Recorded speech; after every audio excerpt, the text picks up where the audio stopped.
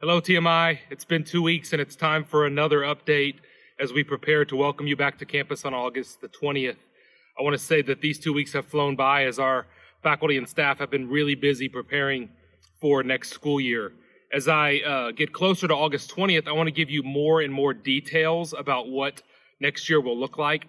You are asking great questions. We are getting phone calls and emails to the admissions office and the business office and to myself asking more and more really great questions about what school will look like next year.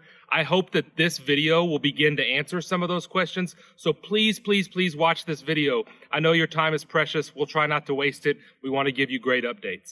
Before I start updating you with more specifics about what next school year will look like, I have to remind you to stay flexible, to adapt, to continue to remember that this is a changing situation and we have to expect the unexpected. But I will remind you again that everything we are doing is in preparation to prepare for you to be back in school on August the 20th on this campus. It may look differently on this campus, but I'm telling you, we're trying to get back to this campus on August the 20th. Many of the questions that I've heard come our way in the last couple of weeks have been academic questions. What will academics look like if we're on campus?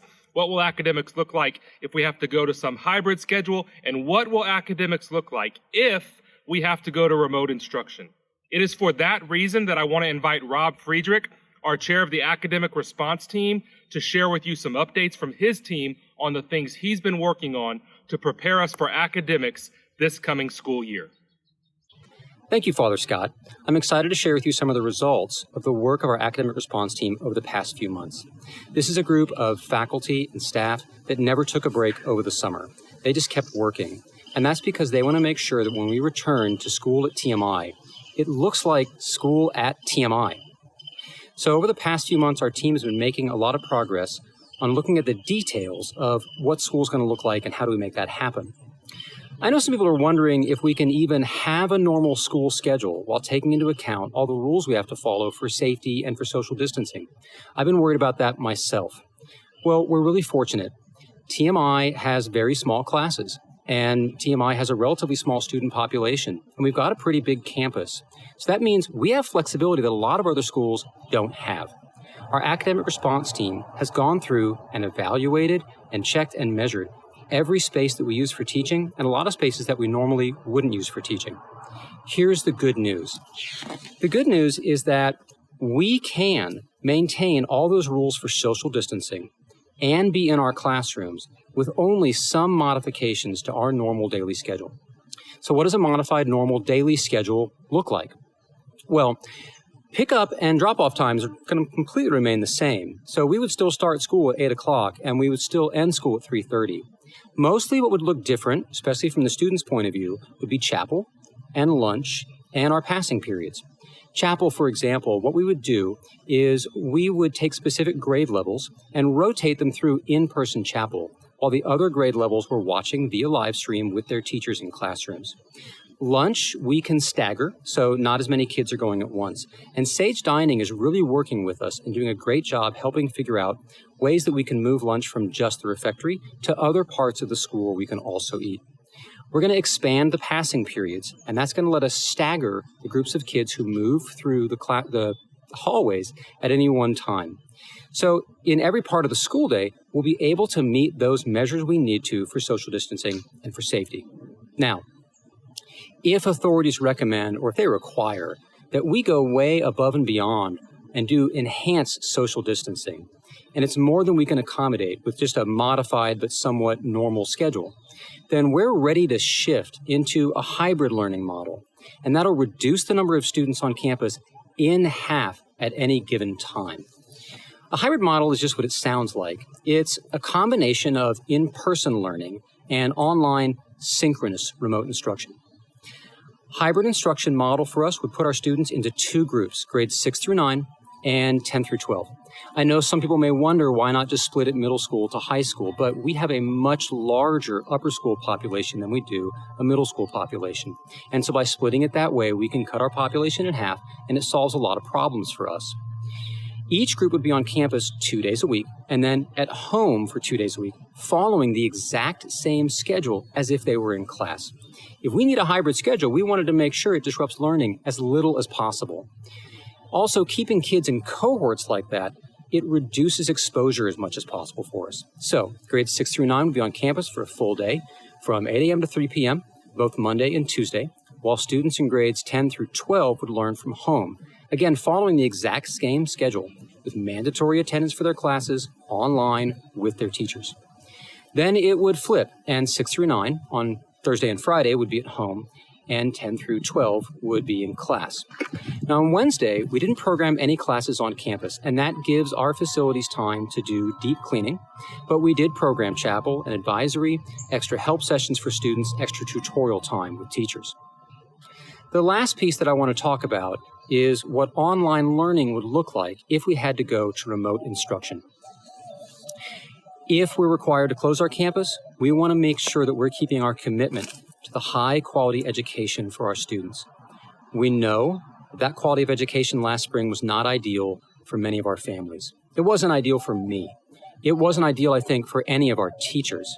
But we listened to the feedback that we got from families. We are confident that any remote instruction, if we have to go there, will more closely resemble the TMI education that you expect and you deserve. Here's the biggest thing you need to know.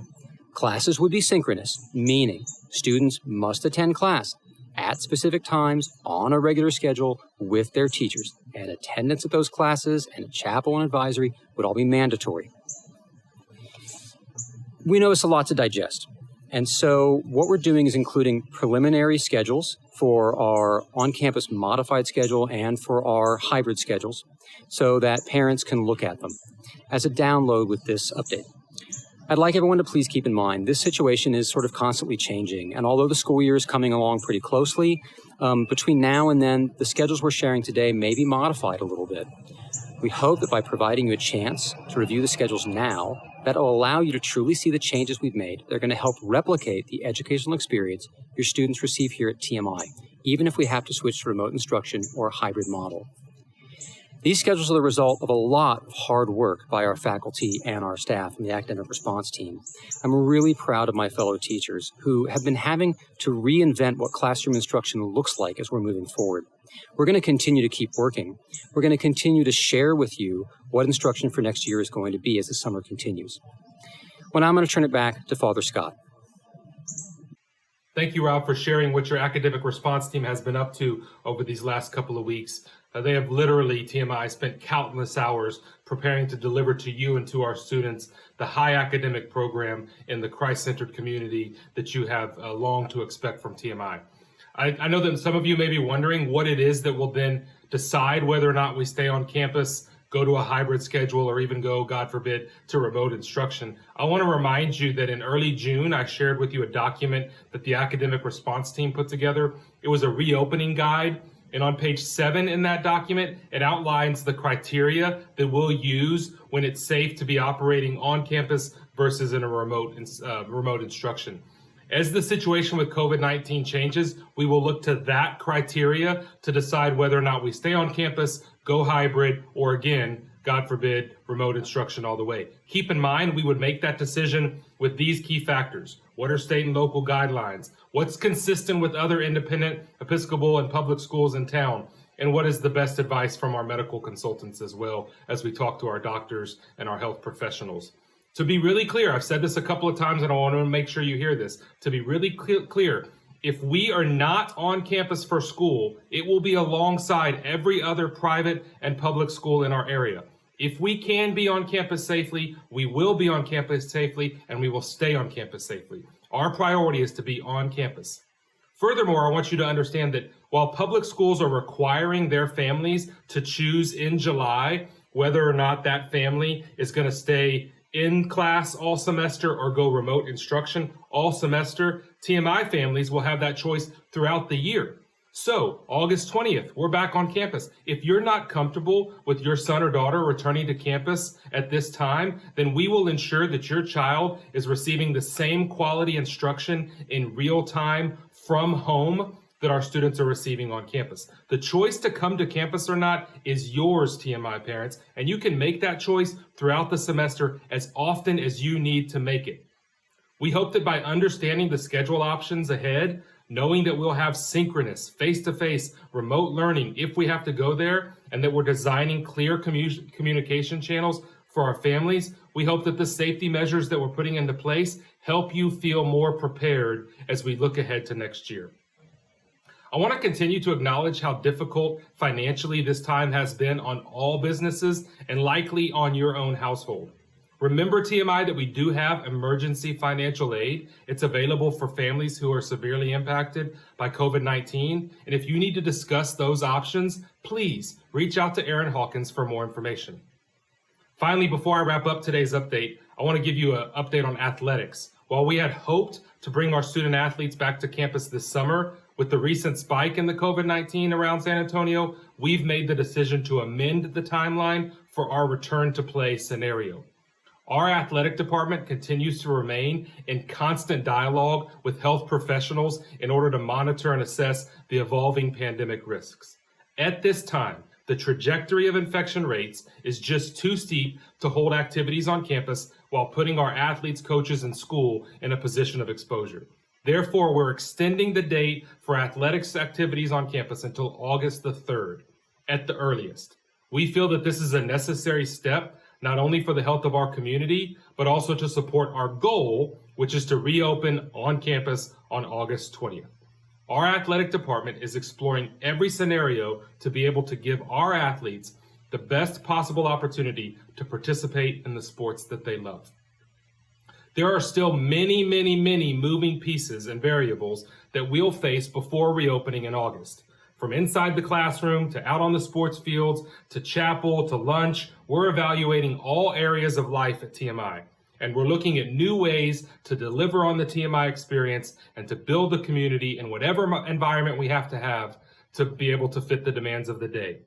I bet even after this video, you still have questions. If you do, call us. Do not tell yourself a story. Do not wonder in silence. Reach out to me. Reach out to Aaron Hawkins in admissions. Email us, call us, text us. We are here to talk to you.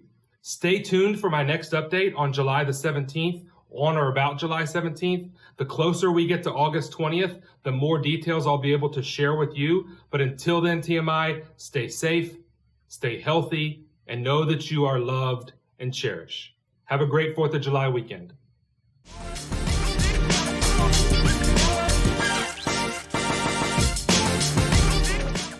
Like many of you, I'm working from home, and there are all kinds of distractions that come with that. I want you to see one of my major distractions as I work from home every day. Barkley. Barkley. Hey, Barkley. Hey, Barkley. Barkley.